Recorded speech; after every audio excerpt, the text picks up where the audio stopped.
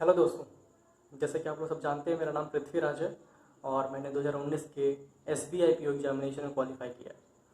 अभी तक मैंने जितने भी वीडियोस बनाए हैं उसमें मैंने स्ट्रैटेजीज़ वगैरह डिस्कस की है, टाइम मैनेजमेंट वगैरह किस तरीके से आपको अटेम्प्ट करना है, क्या प्रिपरेशन करने की स्ट्रैटेजी होनी चाहिए।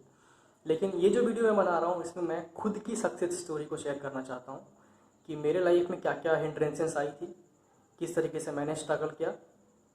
ये सारी बातें मैं आपको आज इस वीडियो के थ्रू बताना चाहता हूँ। तो इस जर्नी की स्टार्ट हुई थी मेरे इंजीनियरिंग के करियर से। मेरा बैकग्राउंड इंजीनियरिंग का है। मैंने मैकेनिकल इंजीनियरिंग फील्ड से बीटेक किया है और 2017 में मेरा बीटेक कंप्लीट हो गया।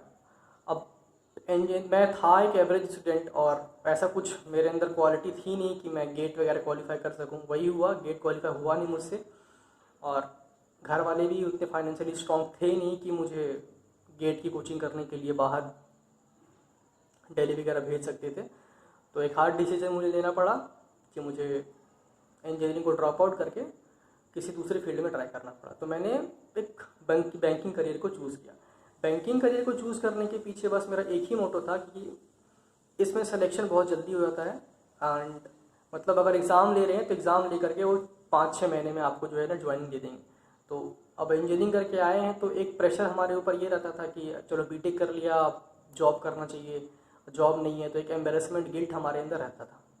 इसीलिए मैंने बैंकिंग करियर को चूज़ किया। मुझे कुछ नहीं पता था बैंकिंग के बारे में कि किस तरह का एग्ज़ाम होता है। यहाँ तक भी नहीं पता था कि प्रीलिम्स, मेंस और इंटरव्यू होते हैं ना, सब कुछ मुझे बाद में पता चला।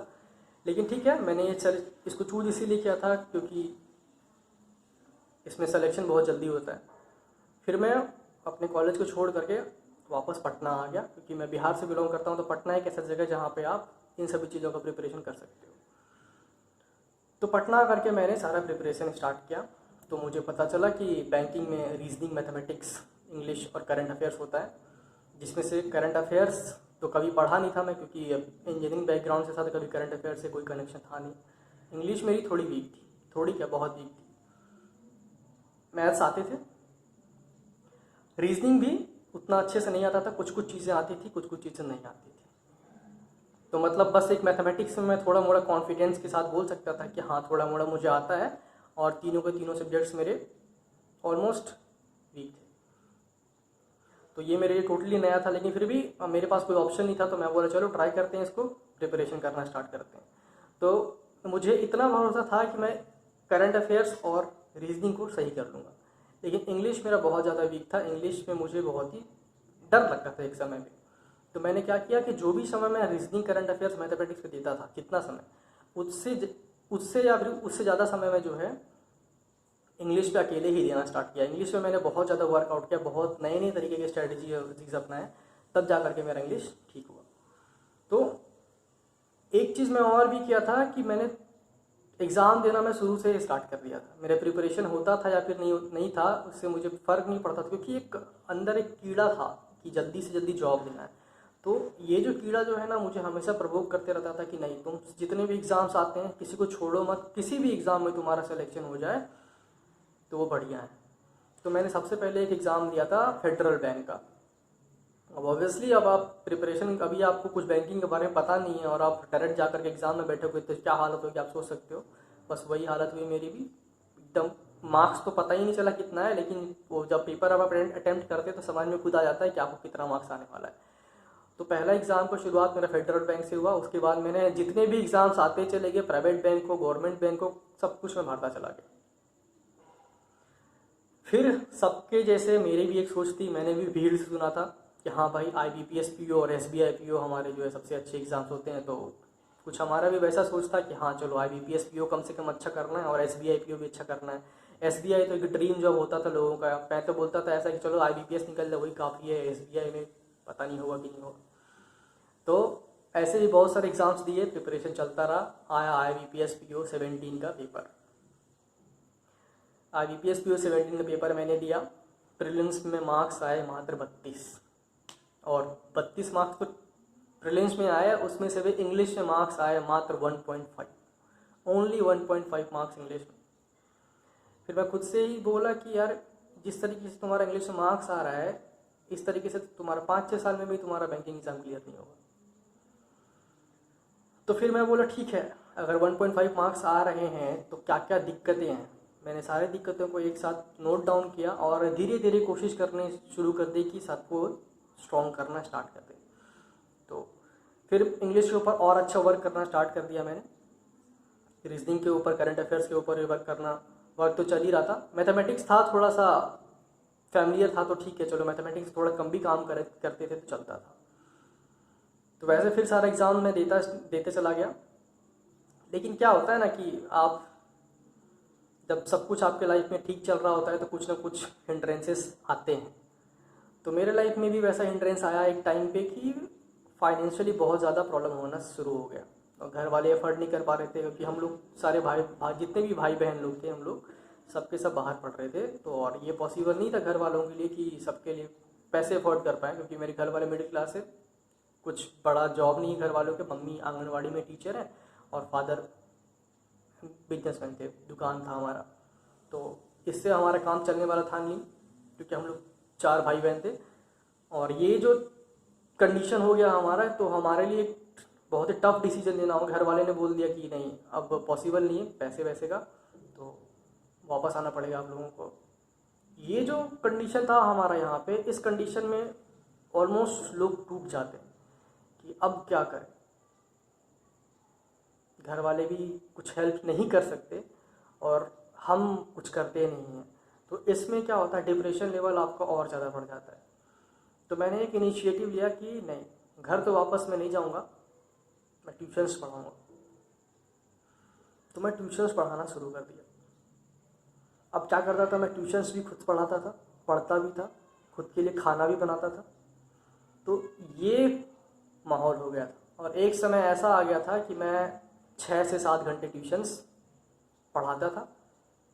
मैं 3 बजे शाम को निकलता था पढ़ाने के लिए और वापस आते आते मुझे 9:30 10 बज जाते थे। फिर वापस आके खाना खुद का बनाता था, फिर पढ़ाई भी करता था। तो ऐसा ही माहौल मेरा चलता रहा। मतलब लाइफ पूरी स्ट्रगलिंग हो गई थी, पूरा कॉम्पैक्ट हो गया था कि हाँ, लाइफ में इसके अलावा कुछ नहीं था। खाना, पढ़ाना, सोना, यही चीज़ था, और पढ़ना, यही 4 चीज़ें मेरे लाइफ में घूम रही थी। वैसे ही चलता रहा लाइफ, पढ़ाते पढ़ते। तो सारे एग्ज़ाम्स भी मैं देता रहता था। लेकिन इतना समझ में आ गया था कि मैं ट्यूशन्स पढ़ाता था 7-8 घंटे, तो मेरे पास 9-10 हज़ार रुपये आ जाते थे, जो कि उससे चल जाता था। मेरा भी चल जाता था और मैं अपने भाई बहन का भी चला लेता था। तो इससे थोड़ा मोड़ा चल जाता था। थोड़े से प्रॉब्लम होते थे लेकिन ठीक है, इट्स ओके। फिर क्या हुआ, सारे एग्ज़ाम्स में देता चला गया, थोड़ा थोड़ा जैसे जैसे प्रिपरेशन करता चला गया वैसे वैसे एग्ज़ाम्स देते चला गया। और किसी भी एग्ज़ाम में कभी क्वालिफाई नहीं हुआ मैं, बट एग्ज़ाम में सारा देता था। फिर आया हमारा SBI PO 2018। SBI PO 2018 को मैंने दिया, पता था नहीं होगा लेकिन फिर भी दिया।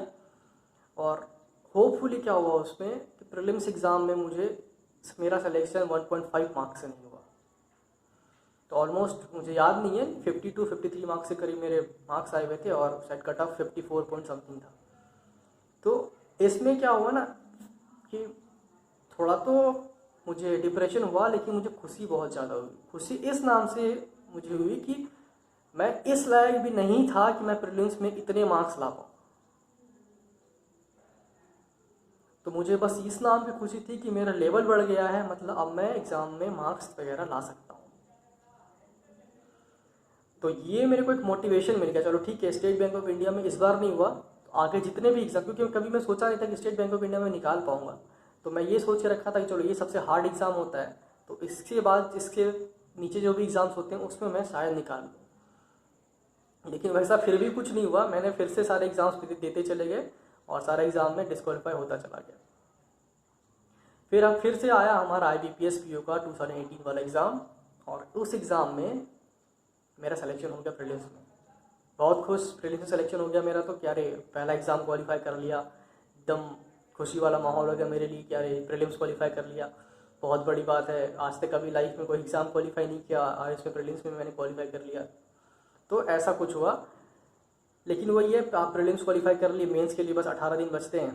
तो वैसा मेरा प्रिपरेशन था नहीं, तो मैं IBPS का मेंस ही क्वालिफाई नहीं कर पाया। फिर से बैक टू द स्टेज। लेकिन फिर भी प्रिपरेशन नहीं छोड़ा। डिप्रेशन तो बहुत होता था, क्योंकि आप खुद सोच लो, आप अगर 6-7 घंटे पढ़ाते हो, खुद का पढ़ते हो, और सारा जितने भी खुद का काम है, खाना वगैरह बनाना, वो खुद से करते हो, तो हालत तो आपकी ख़राब रहेगी। तो डिप्रेशन ही बहुत ज़्यादा होता था। लेकिन फिर भी और कोई ऑप्शन था नहीं, करना तो है ही मुझे ही। एग्ज़ाम सारे देते चला गया मैं। और नेक्स्ट SBI आते आते मैं 22 से 23 एग्ज़ाम्स दे चुका था, और सारे एग्ज़ाम्स में फेल। मैं सारे एग्ज़ाम, जितने भी एग्ज़ाम्स मैं देता था, सारे एग्ज़ाम्स को मैं नोट डाउन करता था कि चलो ये सारे एग्ज़ाम्स में फेल हुआ। फिर आया हमारा SBI, और SBI के आते आते मैं अंदर से बहुत ज़्यादा टूट भी गया था कि अब कुछ हो नहीं रहा है मुझसे। और जब ये छोटे छोटे एग्ज़ाम्स नहीं निकले, तो SBI जैसे बड़े एग्ज़ाम्स कहाँ से निकलेंगे। तो मैं फिर एग्ज़ाम्स देना, SBI को मैंने SBI का एग्ज़ाम मैंने दिया।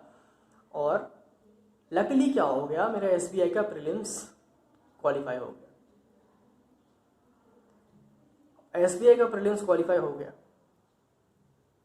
तो एक अंदर से एक सपोर्ट मिल गया, क्योंकि इससे पहले वाले SBI से पहले मैंने एक IDBI असिस्टेंट मैनेजर एग्ज़ाम हुआ था, उसमें मैं क्वालिफाई किया था, लेकिन अनफॉर्चुनेटली वेटिंग लिस्ट में था। तो वेटिंग लिस्ट में था तो ऐसे भी मूड ख़राब ही था कि कोई मतलब नहीं, क्वालिफाई करने के बाद भी आप वेटिंग लिस्ट में हो। वेटिंग, क्योंकि कट ऑफ से मात्र 2 मार्क्स ज़्यादा था, तो कोई चांस था नहीं। तो SBI में मेरा सिलेक्शन होने के बाद एक नया लाइट मिल गया मुझे कि चलो इसमें सिलेक्शन हुआ है, ये होप है, इसको जाने मत देना। और इस बार मैंने क्या किया, ये जो 17-18 जो भी 20 दिन मुझे मिले थे मेंस के लिए, इसमें मैं जी जान लगा करके अच्छे तरीके से पूरा प्रॉपर स्ट्रेटजी से पढ़ाई की। ट्यूशन्स वगैरह सब छोड़ दिया मैंने 20 दिन के लिए, कोई ट्यूशन्स नहीं पढ़ाता था, बस पढ़ाई करता था। और जब मेंस का पेपर दे के आया मैं, तो 95 क्वेश्चंस मैंने अटेम्प्ट किए थे। तो और उसमें से भी मुझे डर था, क्योंकि मैंने करंट अफेयर्स में बहुत सारी गलतियां कर दी थी। मतलब 6-7 क्वेश्चंस मेरे हो गए थे गलत करंट अफेयर्स में। तो आप सोच रहे हो 6-7 क्वेश्चन किसी का गलत हो जाएगा तो वो पहले से ही अपने को आउट मान लेता है। मैंने भी वही किया, पहले से खुद को आउट मान लिया कि 6-7 क्वेश्चन गलत हो गए, कोई चांस नहीं है। लेकिन मेरे और भी सेक्शंस, जैसे कि डिस्क्रिप्टिव, जो कि मैंने पिछले भी अपने वीडियो से बताया कि डिस्क्रिप्टिव पे मेहनत क्यों करनी चाहिए। मैंने डिस्क्रिप्टिव पे बहुत अच्छे तरीके से मेहनत किया था, बहुत ही अच्छे तरीके से। डिस्क्रिप्टिव और इंग्लिश, ये 2 सब्जेक्ट्स बहुत ही अच्छे तरीके से मैं पढ़ के गया था। करंट अफेयर से पढ़ के गया था बहुत अच्छे तरीके से, लेकिन वहाँ पे थोड़ा कन्फ्यूजन ज़्यादा क्रिएट हो गया मुझे, तो मैंने कुछ क्वेश्चन गलत कर दिए। तो क्या हुआ कि रिजल्ट आया। एक तो ऐसे रिजल्ट देखने में डर लगता है, बिना किसी होप के मैंने रिजल्ट को देखा और मेरा सिलेक्शन हो गया था उसमें। तो मुझे ये समझ में नहीं आया कि सिलेक्शन मेरा हुआ कैसे। मैंने करंट अफेयर्स में 6-7 क्वेश्चंस गलत कर दिए थे, सिलेक्शन कैसे हुआ मेरा। तो फिर भी उस समय मैं इन सभी चीज़ों को भूल करके मैं इस बात पे ध्यान देना शुरू कर दिया कि अब इंटरव्यू सेशन है, और GD और PI इसको कैसे करें। ये सब तो मेंस वगैरह तो चलो ठीक है, कोई दिक्कत नहीं, तो हमारा लिखने वाला था। लेकिन अब फेस करना पड़ेगा मेन हर्डल्स, तो अब आएंगे। लेकिन उसका भी मैंने प्रिपरेशन अच्छे से किया, और इंटरव्यू वगैरह मैं दे दिया, GD PI सब हो गया, और इंटरव्यू वाले में भी सिलेक्शन हो गया। अब जब इंटरव्यू वाले में सिलेक्शन हो गया तो हम लोग आसमान में पहुंच जाते हैं। वही हुआ, मैं भी आसमान में पहुंच गया। 15-16 बार कम से कम रिजल्ट देखा। आसपास जो भाई लोग थे उसको भी मैं कम से कम 6-7 बार रिजल्ट चेक करवाया। मतलब मेरे साथ ऐसा हो गया था कि बिलीव नहीं हो रहा था कि स्टेट बैंक ऑफ इंडिया का मैंने पूरा तीनों सेशन क्वालिफाई कर लिया है।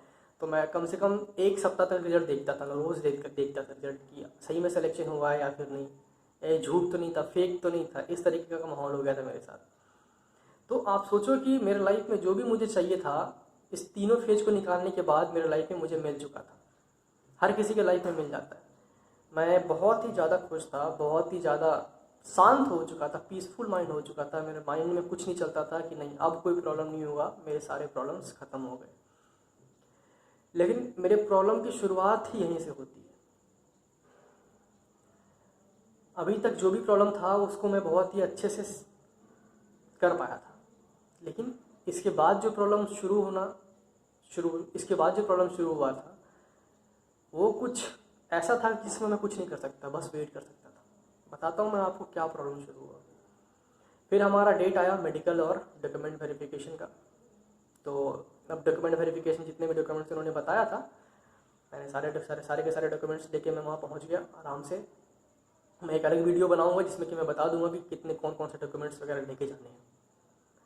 डॉक्यूमेंट वेरिफिकेशन वगैरह बहुत ही अच्छे तरीके से हो गया, बहुत ही खुश कि आप चलो जो भी दिक्कतें थी डॉक्यूमेंट वेरिफिकेशन में ही होनी थी, कोई दिक्कत नहीं, अब तो और मस्त हो गया, सब बढ़िया हो गया हमारे साथ। अब आया मेडिकल, और मेडिकल में सब कुछ होता चला गया। सबसे शुरू में मेडिकल में ब्लड टेस्ट वगैरह होगा, यूरिन टेस्ट वगैरह होगा, सब कुछ हुआ। फिर मेरा अल्ट्रासाउंड हुआ, और अल्ट्रासाउंड में पता चलता है कि मेरे बॉडी में कोई दिक्कत है। तो ये उन्होंने बताया कि चलो, उन्होंने मुझसे पूछा कुछ कुछ चीज़ें, फिर उन्होंने बोला कि चलो कोई दिक्कत नहीं है। लेकिन वो बात मुझे खटक गई कि जिस तरीके से उन्होंने बोला, शुरुआत में बोला था कि आपके साथ कोई प्रॉब्लम है, तो वो बात मुझे खटक गई। और मेरा मेडिकल कंप्लीट हुआ, सब कुछ दे दिया मैं, और मुझे ये पता था कि मेरे बॉडी में कोई ना कोई दिक्कत है, तभी उन्होंने मुझे ऐसा बोला। तो मैं फिर से अलग से डॉक्टर के पास गया। मेडिकल देने के बाद मैं फिर से अलग से डॉक्टर के पास गया, मैं वहाँ पे अपना अल्ट्रासाउंड करवाया। तो मुझे ये पता चला कि मेरे लेफ़्ट किडनी में स्वेलिंग है,